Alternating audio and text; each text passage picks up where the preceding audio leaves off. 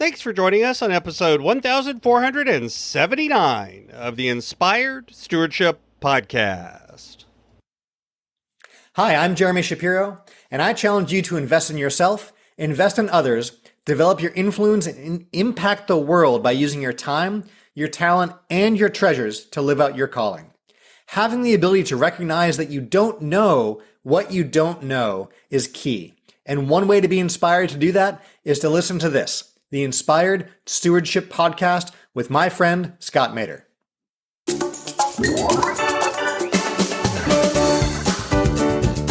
the Mastermind specifically, it is really one day a month that you get to spend focused on working on your business as opposed to being stuck working in your business.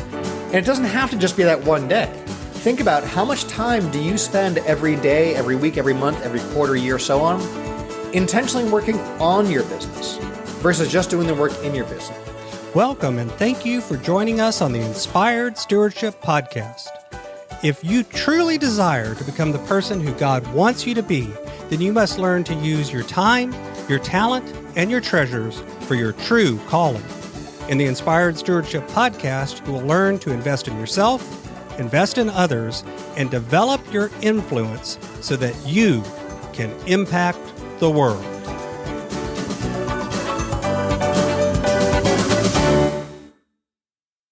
In today's podcast episode, I interview Jeremy Shapiro. I asked Jeremy to share with you why he believes in the power of masterminds to help you get unstuck in business. I also asked Jeremy to share why entrepreneurs burn out and how you can avoid it. And Jeremy also shares more about where masterminds originally came from. I've got a new book coming out called Inspired Living, Assembling the Puzzle of Your Call by Mastering Your Time, Your Talent, and Your Treasures. You can find out more about it and sign up for getting more information over at inspiredstewardship.com, Inspired Living. That's inspiredstewardship.com, Inspired Living. As a mentor and a coach to entrepreneurs, serial entrepreneur Jeremy B. Shapiro helps founders find entrepreneurial freedom as true business owners, an important distinction that many entrepreneurs can easily miss when working in their business instead of on their business. For over 2 decades, through structured masterminding, one-on-one coaching, and consulting work, Jeremy has been helping entrepreneurs discover the core strengths in themselves and their businesses and attain the freedom they deserve. Welcome to the show, Jeremy. Thanks for having me on. Glad to be here. Absolutely. I talked a little bit in the intro about some of the work you've done with business owners and running masterminds and coaching, consulting, a lot of the different things that you've done. But I always think about intros as like the Instagram photos of our life. They just show some of what's going on, not everything. So would you mind unpacking a little bit more about your journey and what kind of brought you to the point where this is what you're concentrating on and doing and putting out in the world? Yeah, as I look back at that journey and how I've gotten to where I'm at, a lot of it really goes back to childhood. Even in high school years, I've always had my own businesses. I've always been an entrepreneur at heart. And every one of my businesses has always spun off and ended up launching some side business or some new business. And that's how I became a serial entrepreneur, is by having more than one business along the way. And a lot of that comes down to, I think, 3 key things that help us entrepreneurs be entrepreneurs. And that's that we first see opportunities or gaps or problems or things out there in the world, typically in our own world as a consumer or a customer, and we think, there's got to be a better way. Secondly, we see a solution. We know not just that there's a problem, but we feel that there's a solution to the problem, and that's where we get those ideas. But most importantly is we feel empowered to do something about it. And then we go and we actually execute on that. And next thing, you've got a business filling a need in the marketplace with your own unique idea that you've executed upon. And that's something I've done time and time again for myself, and often by being a customer for my own next business and realizing there were more customers out there than just me for whatever that new product or service would be. Mm-hmm. That's really how I got to where I am today. And why do you concentrate so much on now doing the mastermind, the one-on-one coaching and that kind of work? How is it Obviously, that's still a business and you're still doing it as a business, but it's a different kind of problem and solution, I think, than some of the other things that you've done. Where did that desire to help others on their journey come from? All of my businesses from the very beginning have been in the service of other business owners, entrepreneurs, and founders. Entrepreneurial freedom is something I'm a big believer in. And when we talk about entrepreneurial freedom, it's so much more than just the financial freedom part, right? We're stewards of our own time. We've all got the same amount of time. We've all got the same arc during our time here on this earth. But the question is, what do we do with that time over our life, right? And I'm a strong advocate for being intentional about how you use that time. And I don't know about you, but the idea of working 95 hours a week for some company or worse in your own business doesn't seem to make a whole lot of sense. And so when we help entrepreneurs move towards entrepreneurial freedom, that gives them optionality. That gives them the choice of how they want to spend their time. And I think that's hugely important, not just obviously for myself, but for clients, members, and so forth over the years. So one of the things I like to highlight is how our own particular spiritual walk, faith walk, whatever name you want to give it, intersects with kind of our life journey and what we do as entrepreneurs, what we do as coaches, what we do as leaders. Would you share a little bit about how your particular walk has played out across your life? Yeah, I've seen variations of what things look like later on in life. We had a 9-month period where my wife lost both of her parents and I lost one of my parents all in that same 9-month window. Wow. And these were, in all three cases, folks who had just recently retired. And in all three cases had put off a lot of things they wanted to do in life until retirement. So there is this belief that you put in the time, you work hard until some arbitrary retirement age. And then with whatever you got left, time-wise, health-wise, wealth-wise, and so on, you then start to do the things that you feel are important. And not just those three deaths in the 9-month period, but even my own grandfather, who I never knew because he himself worked for a big company his entire life, retired with that pension, and within a week got up from the dinner table, sat on the couch, heart attack, and died. Wasn't even 1 week into a retirement. There have just been so many examples in my life of people who've pursued that model of life, and I've just seen it not work out again and again. So I'm a big believer in there being a better way, that when you create that entrepreneurial freedom, you can be intentional how you spend the time here, and you can start to do the things that you feel will be important later in life now. So if you fast forward, you close your eyes and think about, there you are lying on your deathbed. Are you ever thinking, gee, I wish I'd worked more hours, right? Are you ever thinking, gee, I'd wished I'd been busier, right? Usually it's a matter of feeling you spent more time with loved ones or being more involved in your community or whatever these things are, pursuing hobbies or having closer connections with friends, right? It's all these things that, like, guess what? You can do now, right? You can carve out that time to be there for friends, for family, for your community, and so on today, and not have that be some future thing. You can pursue your passions and interests and hobbies and things that are important to you today, not on some future date. And so that's one of the big reasons I'm a huge proponent of entrepreneurial freedom and why my entire career has been around helping other entrepreneurs to get there. It is. I talk about often living in what I call the both and as opposed to the either or, where we have a tendency, I think, in our society to put things in boxes where it's either this or it's that. It's you're retired or you're not. You're working or you're not. Everything's black and white. When the reality, a lot of times, if you're a little bit more creative with what you want to look at, you can find ways to do both and. So it's, don't just live in the moment. Oh, don't worry about tomorrow. It'll be take care of itself. That won't work. And also don't save up everything and wait until the last, I'll do it all after I'm retired, because there's no guarantee that tomorrow will come for any of us. It's all around that. And there's a story that I love that when you talk about the and that I think of. When my wife and I were first dating, we started dating when she started going to college. And so as we were getting into her senior year, we've been together now 3 years going on 4, and she sat me down for an important conversation. And she laid out for me that there's this really prestigious and competitive scholarship that she was looking at getting, that if she got this, which she probably wouldn't because it's really difficult, but if she did, she'd be moving to Europe for a year. And so she looked at me and to see what my reaction was going to be. And what I think she was hoping is that I'd say, no, don't go, stay here with me. But my reaction, where I was the entire time, was, that's amazing. where would we live? And so she looked at me and she's like, wait, what do you mean? I'm like, this sounds amazing. Tell me more about this. Where would we be living? And she was like, wait, you would come with me? And my answer without missing a beat was like, of course. Like, you should pursue this. And of course, you're going to get the scholarship. And that'd be incredible. And what a great experience we'll have. And long story short, she did get a Fulbright scholarship. We did move to Europe for a year. She's incredible and amazing and knocked out an amazing year abroad. And I was part of that because we weren't looking at this as this either or, like, we can be together or she can pursue a dream. We're able to do both.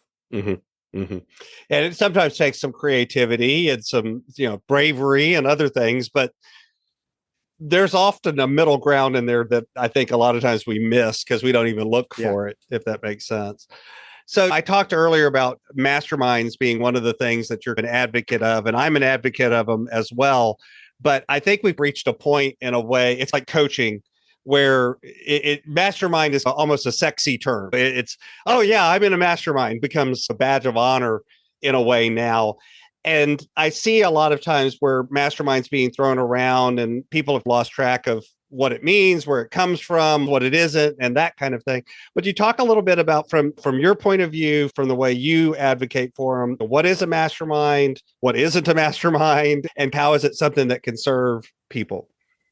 Yeah, if we look back historically, like this whole idea of a mastermind really became more well known from Napoleon Hill's book, Think and Grow Rich from 1938, right? In that, he has chapter 10 called Power of the Mastermind, the Driving Force. And he lays out this whole idea. And in modern day terms, if you think about when you're working on an idea, if you're working in a vacuum by yourself, trying to be creative and think of something new, you do get some ideas and that's good. But now compare that with brainstorming with some other people. Right? You're spitballing ideas of Mac, you're riffing on each other and you're developing something. And the end result isn't anyone's individual contribution. It's created by this mind. That's this virtual mind created by all those who are there. Right? So with a mastermind, it's you working on your life, your business, your whatever it is, with others whose only interest is in helping you. Right? And when everyone is those tent poles leaning in, being there to support each other and help them through, you have people you can truly share your successes with as well as your challenges. And so in a modern day format, what that means is like at the Bay Area Mastermind, we get folks together once a month for a full day of working on the business, right? I've been part of mastermind groups for 2 decades in various forms. Sometimes this means you hop on a plane, fly somewhere exotic for a few days and meet with a bunch of folks. And maybe that happens 2 or 3 times a year. Other times you might be like in an accountability group where you hop on a call once a week for maybe 30 minutes, 60 minutes, or you meet at a coffee shop, right? And you talk about what's going on in your life and all. But what we found is in that first model, if you miss one meeting, or even if you go to all of them, it's 3 to 6 months between your destination meetings and your whole world can change. You can have sold a business, launched 2 new businesses and all this in that period of time. So that cadence is just too far apart. You're also typically writing 5 to 6 figure size checks every year just to be parts of those groups. And they're phenomenal from a networking standpoint, who you get to hang out with and so on. But it's a lot of time away. They're really expensive and the cadence is too far out. In those like coffee shop accountability groups, they're free to maybe $100 a month. And because there's so little skin in the game, the turnover is pretty high. The show rate is pretty low. And you really can't get into what's going on in your business in such a short period of time. And the cadence is so short, you haven't had time to really take action on big things that move the business. So the format I love, and this is the model we follow, is the monthly cadence. So you get together once a month for 1 full day to really deep dive into your business. This gives every person in the room a chance to have a dedicated hot seat and really get into what's working, what's not, and where they need help.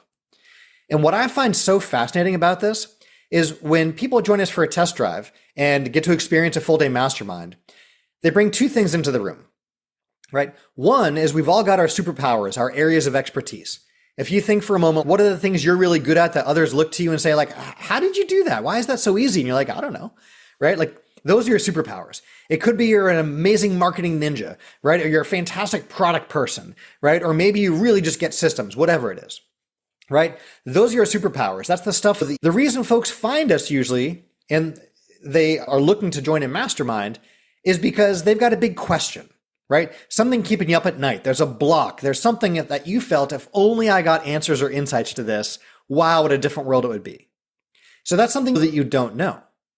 See, when you know you don't know something, you can go and search online for it. You can find books, you can seek out experts, you can ask around, and you can get answers to the questions you have. But the biggest pivots, the biggest growth, the biggest opportunities I've seen time and again in our group is actually in this big, huge third category. And that's the things you didn't know that you didn't know. So how do you get exposure to the things you don't know if you can't go looking for them? It all comes down to who you surround yourself with. We've heard this idea, you're the average of the 5 people you spend the most time with.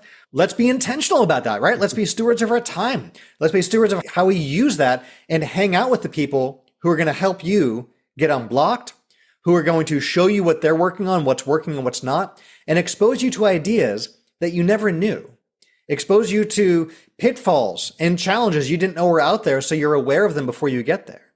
That's how we get unblocked. That's how we get past those plateaus. That's how we can really grow as individuals and as business owners. So when you think about those folks that come in there and I not knowing what you don't know, I agree is a big pitfall. And what is it about surrounding yourself with other entrepreneurs? I think a lot of times entrepreneurs tend to feel like they're on an island and they worry about getting in a room with other entrepreneurs. There's a little bit of fear, a little bit of trepidation. Sometimes it's, oh, I'm going to let my competitor know something about me. Sometimes it's, oh, I'm going to expose that I really don't know what I'm doing, imposter syndrome. All of these sorts of things kick in. What are some of the ways that you've seen the benefit side of it? And then what would you say to somebody who's got some of those fears and those thoughts when they think about plugging in and talking to other entrepreneurs about what's going on in their business? I love that you mentioned imposter syndrome. It's something I write about and I've talked about a fair amount. And for our listeners, if you're feeling this way, good news. Almost all entrepreneurs suffer from imposter Welcome syndrome. to the club. Welcome to the club. It's okay. What I've found makes for a much more valuable time in our mastermind groups is if you're able to be vulnerable and truly share what's actually going on, right? This does a few things. One, it can be a weight off your shoulders to know, oh, I've shared this. I'm not worried. Or when people find this out, people will know, right? Two is it lets you be open to input and ideas and the feedback you'll get around that. Three, you get the support you need. And four, if everyone else is being vulnerable and sharing what's going on, you might find out that the thing you were worried about sharing, others have shared and talked about as well too. And so that can really help us to realize we're all on the same boat, on the same journey. And in fact, others have deep experience in what we might consider a really big challenge or an embarrassing situation or something difficult. Other folks have been there too. And when you ask about it or share, you can get that valuable input. Mm-hmm. So we've got to be able to be vulnerable. We've also got to be open to feedback, right? As entrepreneurs, we're not used to being challenged by others, right? We're used to people saying, yes, okay, boss, that sounds great. Let's get it done, right? We move forward. People either don't get what you do or they go along with what you do. Rarely do people ask you the tough questions or push back.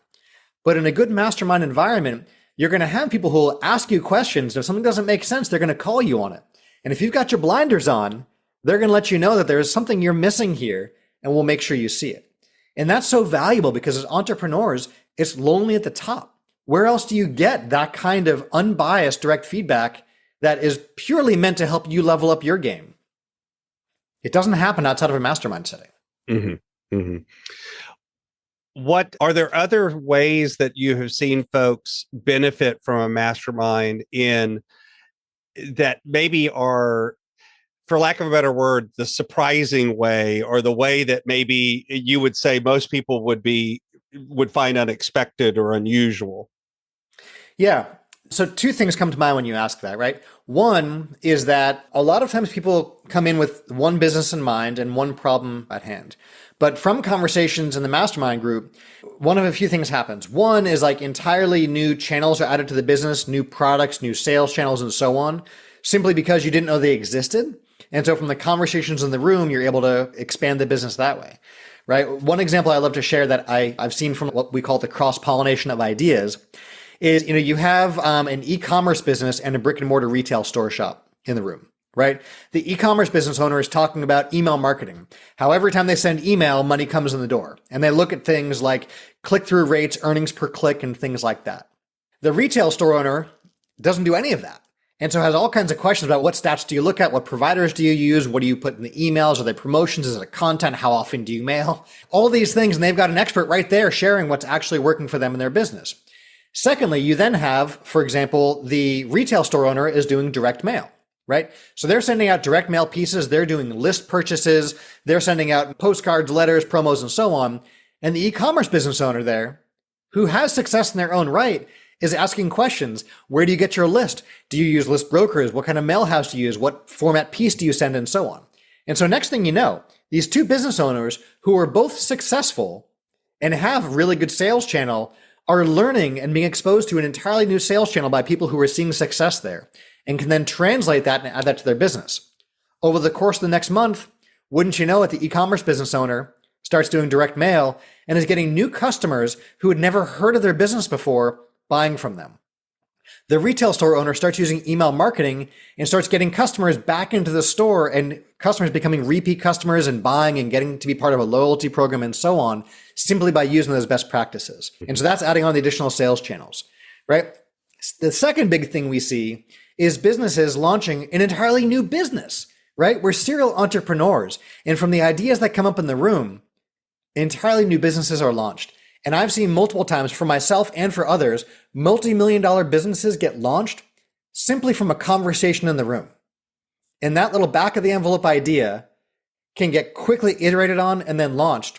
And now you're in a whole different ballgame just from the ideas and conversations that came up. And that's so huge. No one goes looking for those things, but those big moments that come out of a mastermind group. Mm-hmm. Mm-hmm. So I've got a few questions that I like to ask all of my guests, but before I go there and ask those, is there anything else about the work you do or what you've learned through masterminds that you'd like to share with the listener? Yeah, I think for people who are familiar with the idea of a mastermind, sometimes you got to find the right one. Don't be afraid to try a group out and make sure you have the ability to do that. I've certainly been part of groups before where it's very kept behind the curtain of, look, you hand over a significant size check and then you can get involved. Right? And you don't really know what you're getting into. So be sure you can try out a group to see if the group's going to be a fit for you and for the group to see if you'll be a fit for the group. You really want to make sure there's that good two-way fit. Mm-hmm. So you've mentioned a couple of times stewardship of time and other things. And my brand is Inspired Stewardship. That's a lens that I use, is the idea of stewarding our resources and the things that we've been given. When you hear that word stewardship, what does that word mean to you? Yeah, to me, like in the way I use it, and I love how you often talk on this too, it comes down to what are we doing with our time, right? Is life going by and you're like, oh my gosh, it's the weekend again, or oh, it's another Monday? Or are you being intentional about what you block on your calendar and what you get done? Whether that's in your personal life, your family life, or even your business. One of the things that we talk about in our mastermind now and then is the Eisenhower matrix. And if you're not familiar with it, I can share with you for show notes. I'll link where you break down what that is. But it's a way of looking at your to-do list, right? Every entrepreneur, we have an endless to-do list, the mountain in front of us. And it lets you prioritize things as important or not important and urgent versus not urgent. And when you apply that quadrant to things, it clarifies real quickly where to be spending your time, what to ignore, what to schedule, and what to delegate. Mm-hmm. And that allows us to start being intentional with how we use the time in our business. With the mastermind specifically, it is really one day a month that you get to spend focused on working on your business as opposed to being stuck working in your business.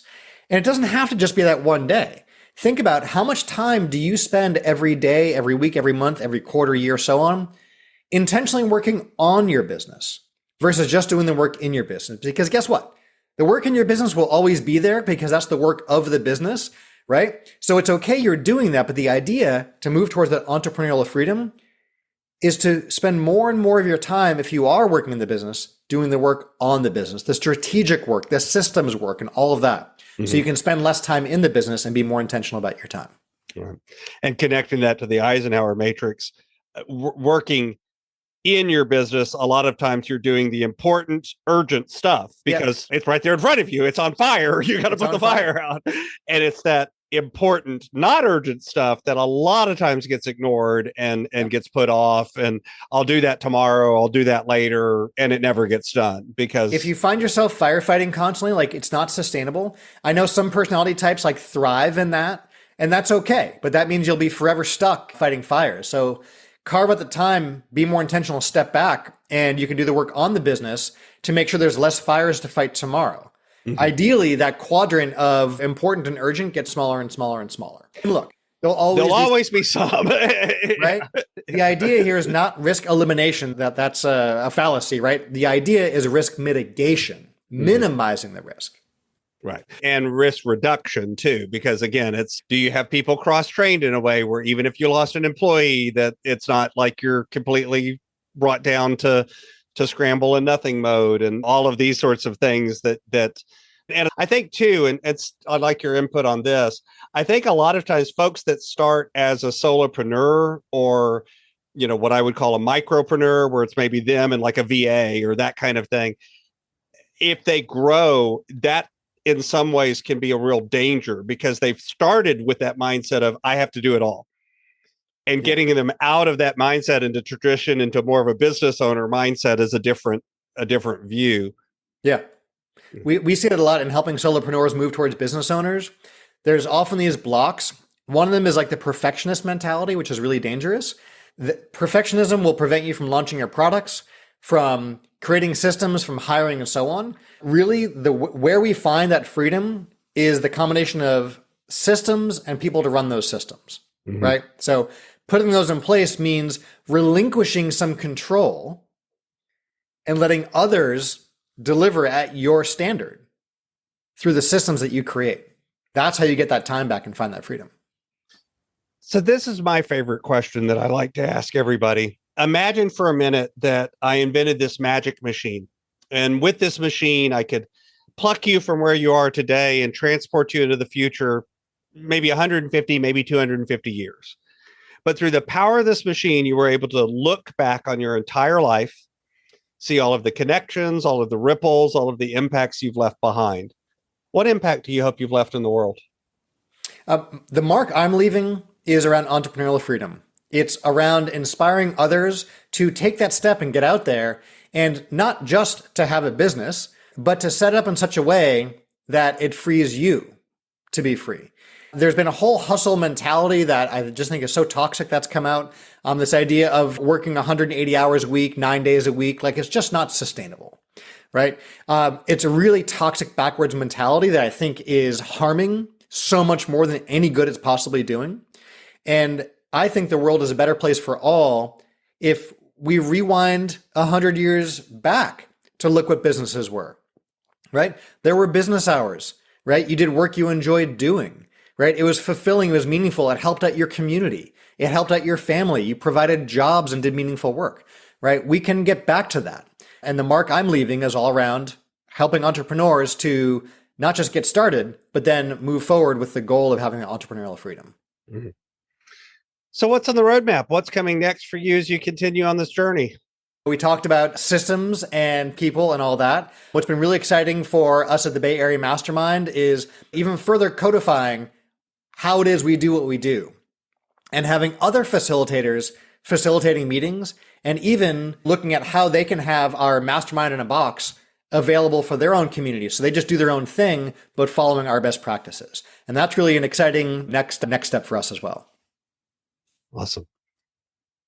So you can find out more about Jeremy over at bayareamastermind.com. Of course, I'll have a link to that over in the show notes as well. Jeremy, is there anything else you'd like to share with the listener? Ship it. The idea you have, the thing you want to do, figure out what that MVP is and get it out there. You got an idea for a book, start selling it. You have an idea for a course, start marketing it. It's better to fail fast and realize your idea isn't a great idea, because sometimes that's the case. Find it out early on before you've invested too much time or money into it. If it's got legs, you'll know. And you can build it and deliver it and be proud of what you're putting your name on. But better to do that sooner than spending years in the laboratory to find out no one wants what you built. Get out there and do it. Awesome. Thanks so much for listening to the Inspired Stewardship podcast. As a subscriber and listener, we challenge you to not just sit back and passively listen, but act on what you've heard and find a way to live your calling. If you enjoyed this episode, please do us a favor. Go over to inspiredstewardship.com/iTunes rate, all one word, iTunes rate. It'll take you through how to leave a rating and review and how to make sure you're subscribed to the podcast so that you can get every episode as it comes out in your feed. Until next time, invest your time, your talent, and your treasures. Develop your influence and impact the world.